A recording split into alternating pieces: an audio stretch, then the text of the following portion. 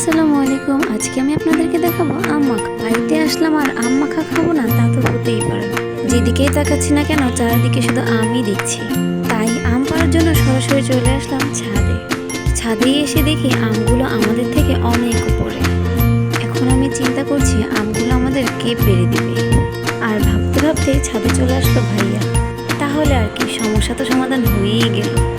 ভাইয়া তো লেগে গেল আম পাড়তে। ভাইয়া আসলে দেখে দেখে বড় আমগুলোই পারছে। ভাইয়া আসলে বুঝতেই পারছিল না যে কোন আমগুলো পারবে। আমার তো আর দেরি সহ্য হচ্ছে না, কখন আম মাখা খাবো। আর দেখতে দেখতে হয়ে গেল আমাদের আম পাড়া। এই যে দেখো কত সুন্দর এক ঝুড়ি আম পেরেছে ভাইয়া। এখন আমরা চলে আসলাম আম কুটাকুটির কাজে। দেখতে দেখতে আম কাটা শুরু হয়ে গেল।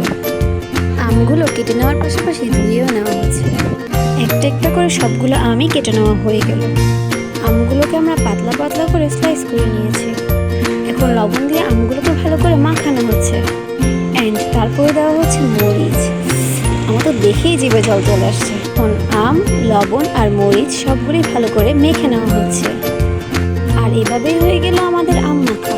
আম মাখাটা খেতে কিন্তু